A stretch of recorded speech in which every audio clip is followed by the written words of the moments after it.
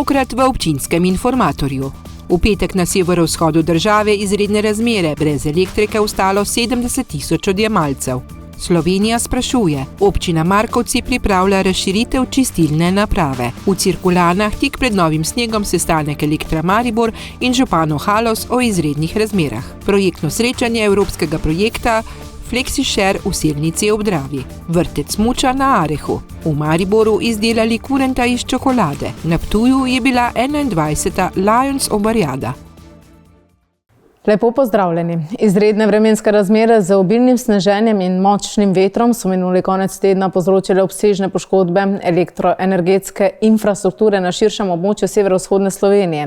Zaradi snegoloma in vetroloma je prišlo do številnih prekinitev daljnovodov ter poškodb drogov in druge opreme, kar je povzročilo obsežne izpade električne energije in s tem izredno stanje. Podrobnosti pa v nadaljevanju.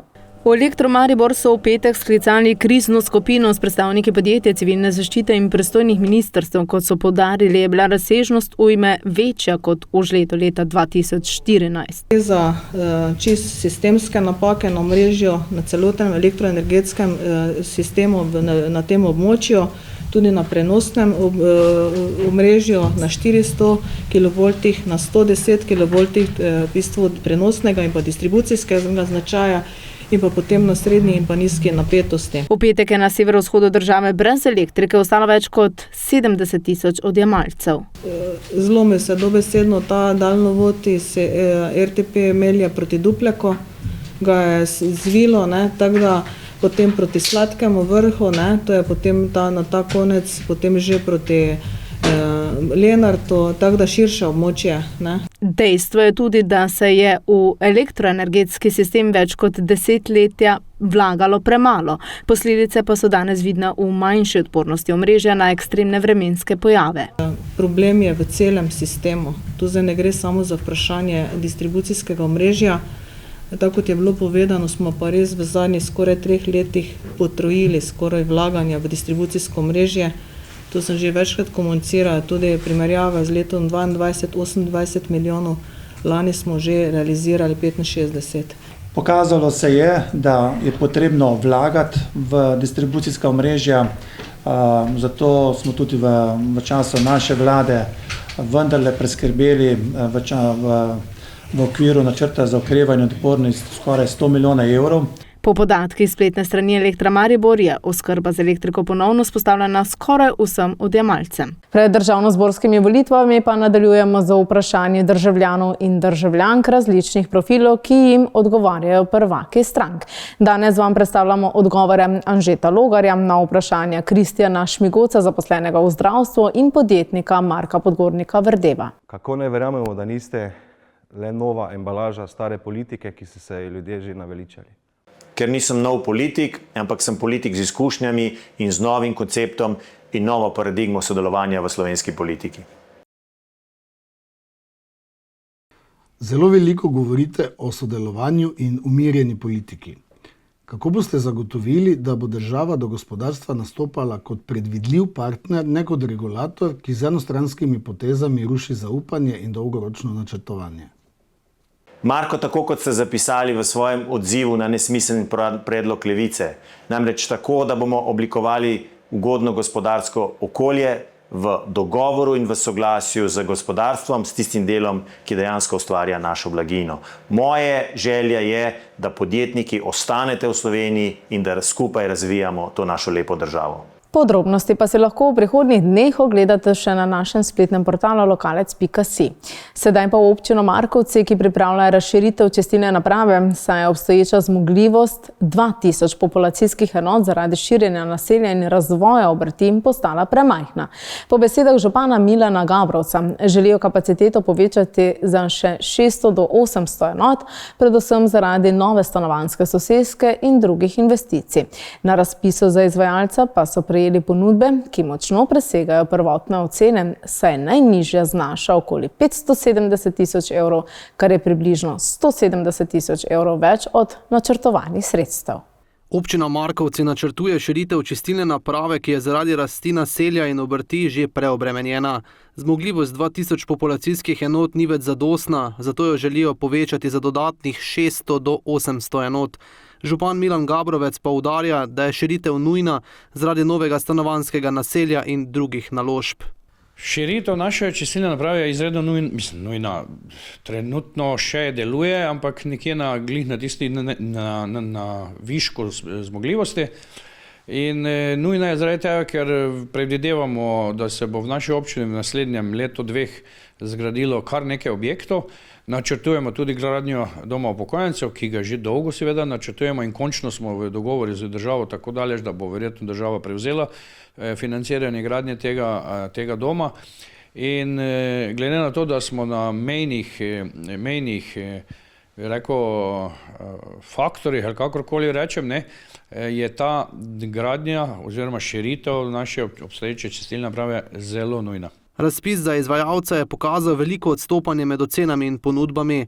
Najnižja ponudba znaša približno 570 tisoč evrov, kar projekt presega za 170 tisočakov in občini povzroča težave pri zaprtju finančne konstrukcije. Mi smo na osnovi te projektantske ocene tudi ocenili strošek oziroma ga dali v naš proračun, prijavili se na razpis, bili uspešni, od tam pričakujemo približno 60 do 70% nepovratnih sredstev. In zdaj, zakaj do tega prihaja? Jaz mislim, da ni to toliko nazaj, da bi projektanti takrat se lahko na tiste cene, ki so zdaj tako zrasle. Jaz ne verjamem, oziroma ne vem, da to, kjer ni bilo nekega podatka, da so cene tako višje. Ampak mogoče pa je tu problem v tem, da so različni materiali, različna oprema in tako naprej, da je pri tem prišlo do teh razhajanj. Na prvem razpisu je bil še višji znesek, zdaj v drugem smo nekoliko ga znižali, ampak še vedno nam manjka cirka 100 tisoč evrov, ki pa bomo jih zagotovo našli v presežku oziroma zaključnem računu prejšnjega proračuna. Administrativno projekt sicer še ni zaključen, a se na markovški občini nadejajo, da bi vso potrebno dokumentacijo pridobili v naslednjih mesecih. No, zdaj, da bi rekli, da pod streho nikoli tega ne rečem, dokler ni zadnji podpis na dokumentu, ker moramo še dobiti glede sofinanciranja končne odločitve. Tu še se moramo nekaj dogovarjati glede višine te ali 60 ali 70 oziroma koliko mora biti najmanj, da se potem sploh to sofinancira, ampak po do zdaj znanih podatkih tu ne bi smelo biti nobenega problema oziroma nobene težave. In zdaj, če bomo to naredili, jaz mislim, da bomo s tem projektom štartali nekje v koncu letošnjega leta, zagotovo ne prej, ali pa celo še za kakih par mesecev kasneje v začetku naslednjega leta. Projekt je sicer ocenjen na nekaj več kot 400 tisoč evrov, od tega naj bi Evropska unija in država prispevali 285 tisočakov. Le dan pred petkovimi izrednimi razmerami zaradi snega v Halozah in delu Štajerske so se v Cerkovanah sestali predstavniki Elektra Maribor ter župani in župani haloških občin. Z velikim upanjem, da se ne bodo ponovili lanski božični prazniki, ko so bile Haloze brez elektrike in vode, posledično ponekod tudi brez ogrevanja. Moker in težak sneg, skorajda neprevozne ceste, polomljena drevesa, izpadi električne energije, neogrevana šola, ker je zato potrebna elektrika. Strah, da se bo v Halozah ponovil božič 2025, se je v petek uresničil. Takrat je seveda Elektra Maribor smo težje prišli do informacij. To se sedaj spreminja, posodabljajo spletno stran, ravno kar smo o tem dobili informacije, da bodo tudi lahko vsi uporabniki omrežja sporočali napake direktno preko spletne strani in seveda na ta način tudi nam olajšali delo, ker sedaj vse napake javljajo na občino in potem občina naprej, sedaj bo ta komunikacija lahko tekla nemoteno. Je povedala županja na koncu četrtkovega sestanka županov in predstavnikov Elektra Maribor.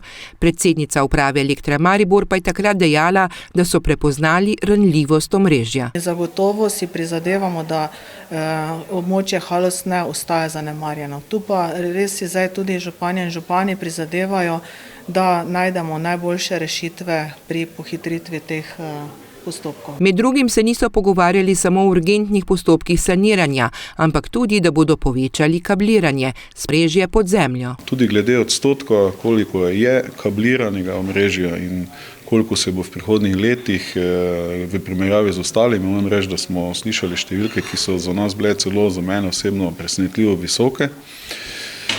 In sem seveda iz tega vidika zadovoljen na eni strani, predvsem pa bi rekel optimističen glede na to, da je nekako plan, da se dolžina kabeliranja vsako leto povečuje za 4%. In kolikšna bodo vlaganja? 4 milijone evrov, nekako se predvideva v bistvu letos, prihodnje leto.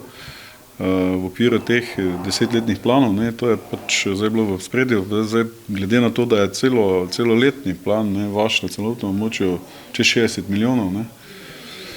In glede na specifiko našega omrežja v Halozah smo mi s tem seveda zadovoljni, glede na to, da pač vemo, da imamo pri nam dosti daljše pač vode poprečno do gospodinjstva kot pač v kakšnem drugem območju.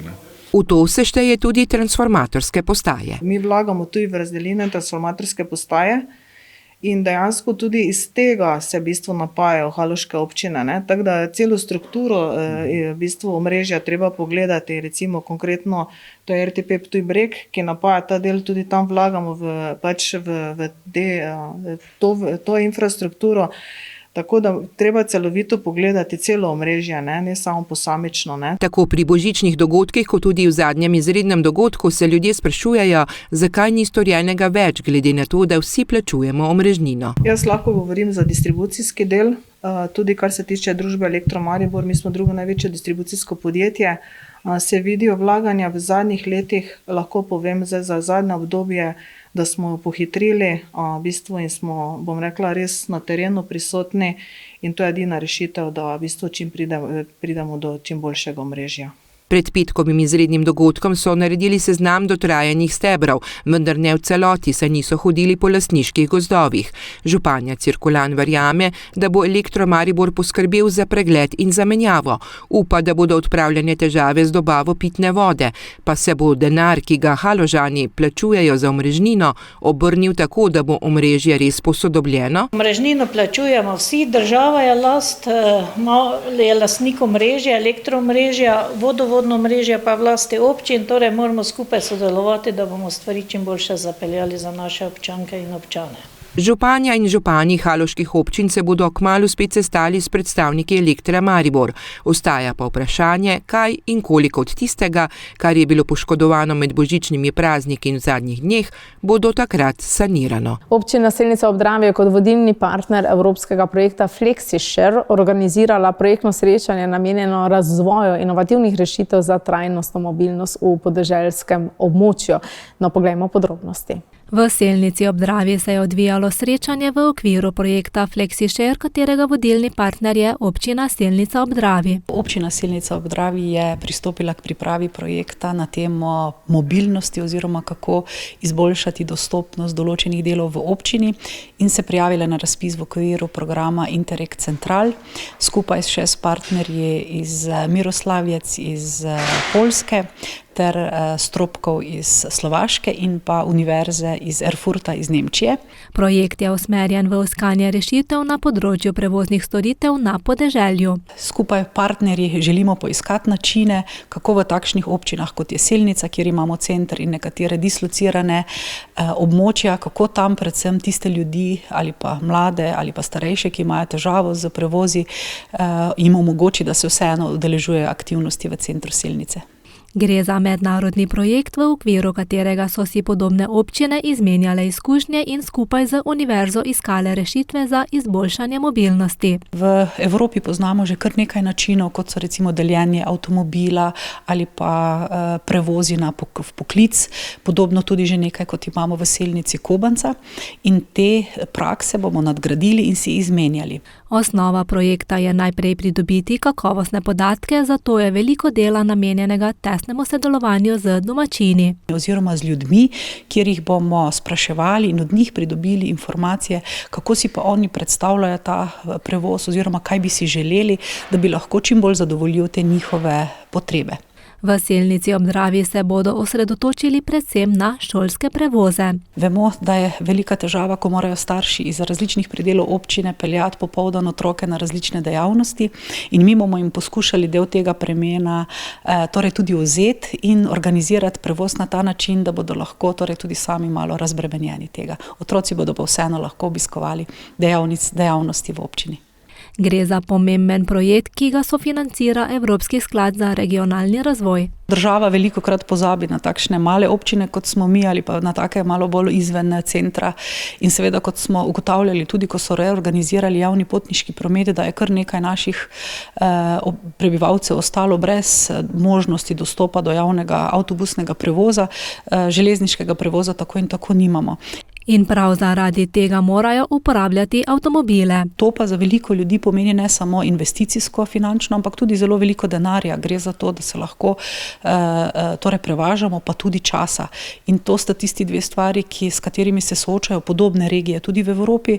Torej tako Miloslavljec kot Stropkov sta manjše občini, ki sta tudi izven nekih centra, malo v predelih tudi, kjer so hriboviti. Skupaj bodo iskali rešitve, saj je lažje najti odgovor, ko se več ljudi sooča z istimi izzivi. We have examples all around Europe, so I think we want to take our project groups to Erfurt in June and want to show a good example in our local area, which is an integrated transport service. That's pretty good.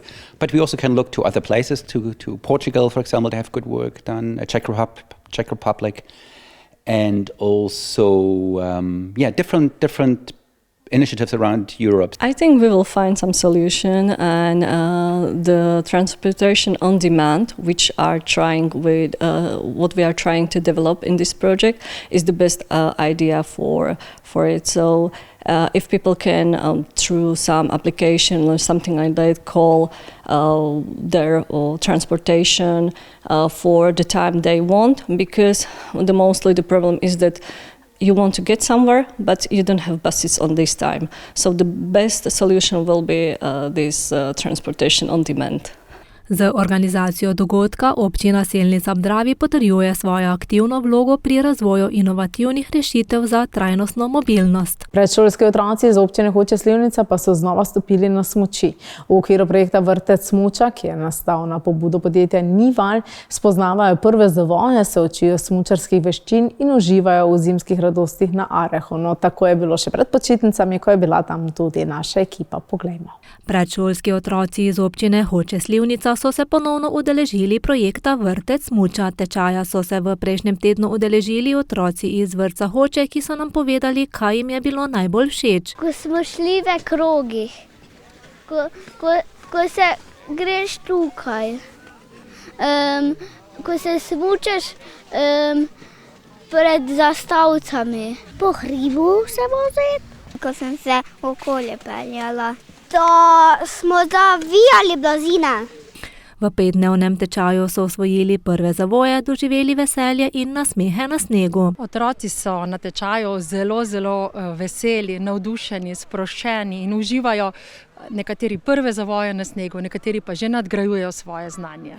Otrokom v predšolskem obdobju je pomembno ponuditi čim več možnosti, da spoznajo različne športe. Zakaj je pomembno to za otroke? Ko oni spoznajo, dobijo tudi navdušenje in možnost, da se vključijo v aktivno vadbo in razvijanje različnih veščin. Tukaj gre predvsem za gibalne veščine, ampak niso samo gibalne, so tudi socialne veščine, ki jih tudi razvijajo na tem smučišču in na smučanju. Tečaj poteka pod vodstvom smučarskega kluba Ptuj. Ker je bilo veliko otrok prvič na smučeh, so začeli povsem počasi. Poznamo se v bistvu z pancerom, spoznamo se z smučko, kako se obuvamo, kako se vzpenjamo, kako se pobiramo. Šele ko to osvojijo, se podajo na smučišče, kjer najprej začnejo z osnovnim drsenjem naravnost. Ko osvojijo to, se pravi vstavljanje v plužnem položaju oziroma klinastem položaju, pa preidemo potem tudi na preproste spremembe smeri, se pravi delajo zavoje levo, desno, da imamo v bistvu vse pod kontrolo oziroma da se znajo varno zaustaviti, potem so pa pripravljeni na, bom rekel, plave proge, to pa so tudi nekateri že začeli, ki so že stali na smučkah, se pravi so štartali že na krogecih in tam so potem že malo zahtevnejše proge, tako da tam pa potem nadgrajujemo znanje. Smučarski tečaj pa ni le športna izkušnja. Otroci razvijajo gibalne sposobnosti, krepijo samozavest ter se učijo sodelovanja in medsebojne podpore. Mislim, da je to ena lepa izkušnja, ena lepa priložnost, da že dobijo kot kot otroci v vrtcu že neko prvo znanje in so potem pripravljeni za učenje, ko bojo starejši in bo potem tudi dosti lažje. No? Napredek je bil iz dneva v dan opaznejši. Razlika med prvim in zadnjim dnem je, kot poudarja vodja šole smučanja, izjemna. Vedno rečem tudi vsem staršem in vsem, ko pridajo na koncu zadnji dan pogledat, da bi bilo v redu, včasih, če pridajo pogledat prvi pa drugi dan, da vidimo, kako se v bistvu z njimi, borimo, se trudimo. Je dosti težje kot pa zadnji dan, ko jih samo pogledamo na smučišču, pa vidimo, kako se oni lepo vozijo, delajo zavoje in odsvojili to znanje, ki smo si ga mi želeli. Oprema je na voljo za vse, ki opreme nimajo. Tu gre mogoče izpostaviti tudi podjetje Algo, ki je lani, mislim, da okoli 50 kompletov smuč, pancerjev, teh zadev doniralo. Zbirali smo tudi smučarsko opremo na tržnici preko večgeneracijskega centra, tudi vsem, ki ne rabijo več, pa so mogoče namesto, da so prodali, donirali. Tako da ta oprema se od letos tudi shranjuje na občini do 2. leta. Projekt Vrtec smuča, ki že to leto poteka 3. leto, je nastal na pobudo podjetja Nival. Za pobudo se gre zahvaliti podjetju Nival oziroma direktorju, ki je dal pobudo, ki je prvo leto zrihtal večino tudi donatorskih sredstev. Pri projektu danes sodeluje že več kot 30 donatorjev. Zahvala gre letos tudi staršem, dedkom, babicam, ki so na božičnem bazarju, torej so otroci zbirali, kasneje izdelovali izdelke. Na Kostanjevem pikniku se je zbiralo za vrtec smuča. Zdaj od letos dalje, ko bo vrtec svoj zavod, bomo lahko tudi del dohodnine donirali. Potem pa gre tudi fizične osebe so donirale, tako da res to tu ni besede jaz, ampak je beseda mi, vsem nam je uspelo. Ta teden na snegu uživajo še otroci iz vrtca Slivnica in Rogoza. Projekt Vrtec smuča otrokom ne prinaša le nova znanja, ampak tudi nepozabne spomine. V izobraževalnem centru Piramida pa so dijaki naredili prav posebnega kurenta iz čokolade. Izdelali so ga pod vodstvom Ksenije Hronek, učiteljice praktičnega pouka slaščičarstva. In ta kurent ima čisto vse. Od perja kožuha do ježovke z robčki. V času informativnih dni so dijaki izobraževalnega centra Piramida več dni, skupaj okoli 20 ur, delali kurenta iz čokolade. Najprej so naredili osnovo. Priprave kar vzamejo nekaj časa, moram reči. Saj je bilo najprej treba vliti osnovo, to, s česar je kurent v bistvu sestavljen. Potem je pa bilo potrebno izdelati vse to, kar je pač gor na kurentu. Uporabili so različne vrste čokolade in ga delali po delih. Spodaj je neka osnova iz temne čokolade, ki smo vlili, potem pa smo ta kožo v bistvu izdelali del po del in tudi, tako kot ste rekli, del po del prilepili gor. Tako da to je vzelo največ časa. Kurent ima tudi ježovko z robčki, narejena pa je iz mlečne čokolade. Zvonci pa so narejeni zelo realistično, videti so kot pravi. So izdelani iz temne čokolade, ki je bilo v bistvu vlito v obliko jajca, potem pa smo spodnji del jajca stopili in dobili to obliko zvonca, pobarvano z zlato jedilno barvo. Pol, če nadaljujemo, izdelali smo mu tudi jezik in pa te trakce. Jezik in trakci so izdelani iz modelirne čokolade, ki smo jo pobarvali z jedilnimi barvami, in pa seveda ne smemo pozabiti na perje, izdelano iz bele čokolade, in pa to zgornjo perje, ki smo ga še zraven malo pobarvali za malo drugačen odtenek. Malo so se zamudili z lepljenjem, a je na koncu držalo. To je temperirana čokolada, malo težav je bilo, saj je perje res zelo, zelo tanko in se nam je med lepljenjem malo lomilo, ampak smo naredili, nam je uspelo, tako da tudi kurent je uspel. Kurent stoji na podstavku, kot da je na snegu. Tako je, postavili smo ga na sneg, ker se nam je zdelo to neka optimalna podlaga, tudi barvno je tako usklajeno, da lepše zgleda.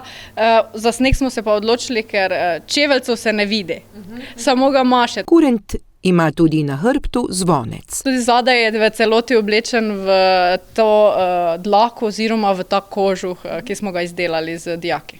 Povejte še mi, odkot ideja pravzaprav, da ste se odločili kurent? V bistvu smo se pogovarjali o informativnem dnevu in je bilo informativni dan na soboto, torej Valentinovo in pust, in potem smo malo razmišljali in sem jaz dobila idejo, kaj pa če bi letos kurenta izdelali, pa so se strinjali, tako da zato kurent. In ne bodo ga pojedli, ampak ga bodo postavili na tako mesto, da bo viden tudi drugim in seveda, da se ne bo stopil. Na mestni tržnici Ptuj se je odvila 21. Lions obrijada v organizaciji Lions kluba Ptuj. Dobrodelnost in tekmovalni duh sta znova povezala ljudi z velikim srcem ter privabila številne ekipe, ki so se z zavzetostjo kuhale obaro za humanitarni namen. Tokrat za Teja, ki se sooča z redko genetsko boleznijo mišic, no skupaj pa jim je uspelo zbrati dobrih 46 000 evrov. Na dobrodelni 21. Lions obrijadi za 7-letnega Teja, ki se sooča z redko gensko boleznijo, so se tekmovalne ekipe pomerjale v kuhanju obare, ki so jo obiskovalci z veseljem tudi poskusili. Nisem še probala, bom pa, ker vsako leto probam in bom tudi letos. Ne še. Čakamo na konec, tam je najbolj gosto. Vse, kaj je bilo možno, odlične so. Ja, odlična je bila. Obara in dobrodelnost sta združili rekordno število obiskovalcev, razdelili pa so več kot 5000 obrokov. Všeč mi je, da je letos tudi dobrodelni prispevek namenjen otroku, ki res potrebuje pomoč in se veselim tega, da bo dobil to, kar upam, da bo uspelo, da bomo mu dali to zdravilo za njegovo bolezen. Za dobrodelne namene, da zberemo čim več denarja, da se malo pozabavamo za pustni čas. Ker smo dobrodelni, zato smo tukaj. Med tekmovalnimi ekipami se iz leta v leto bije boj za naziv najboljše obare po presoji ocenjevalne komisije. Obare so bile seveda krasne, to je treba pohvaliti vse ekipe, ki so tukaj sodelovali, kar raznolike, mogoče kakšne specifike, ampak mi vseeno ocenjujemo podravsko neko tradicionalno obaro, tako da na osnovi tega je tudi nastala razvrstitev, ki jo imamo sedaj. Ekipe so z veliko predanostjo kuhale obaro, razglasili pa so tudi najboljše med njimi. Letos je zmagala Perutnina Ptuj, ekipa Perutnine Ptuj, na drugo mesto se je uvrstila ekipa Dominka in na tretjo Reseda. Zmagovalna ekipa se obariade udeležuje vsako leto. Perutnina Ptuj se je že 21. udeležila te dobrodelne navade. In tu smo edino zaradi enega, dobrodelnosti. Zaupali so nam tudi svojo skrivno sestavino. Skrivna sestavina je že 21 let, to je piščančja obara z mesom Perutnine Ptuj in verjamem, da nam bo tudi letos uspelo. Na dogodku je za dober namen sodelovalo in tekmovalo 22 ekip iz Podravja, Pomurja in osrednje Slovenije. Pridružila pa se je tudi ekipa s Hrvaške. Kuhamo že 12 let in delamo z srcem danes, ker je pač Valentinovo, tudi za našega Teja, vedno smo prisotni pri kakšnih dobrodelnih namenih. Zdaj, recept za obrijada pa glih naj moram odkrito povedati, je pa en stari recept glavne. Torej stavite na to, da bo vaša obrijada najboljša. Stavimo, smo že bili 3-krat prvi, tako da če bomo letos, ne vemo.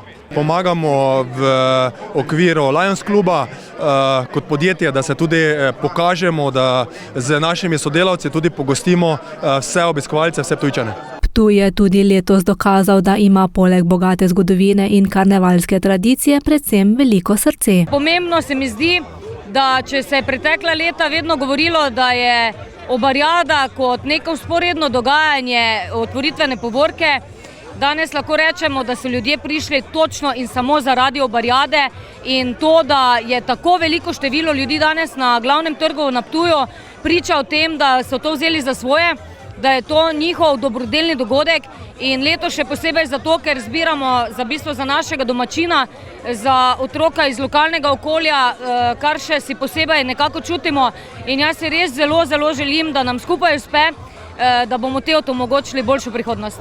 Za Teja, ki se sooča z redko gensko boleznijo mišic, so zbrali skupno kar 46 000 evrov, od tega skoraj 28 000 evrov na dan dogodka. Toliko za danes v oddaji Občinski informator. Ostanite pa v naši družbi še naprej, kajti ob 20. uri boste si lahko v zimskih pogovorih na BKTV ogledali oddajo Zimski pogovori. Tokrat bo gost Luka Simonič. Toliko z moje strani, imejte lep preostanek tega večera in nasvidenje.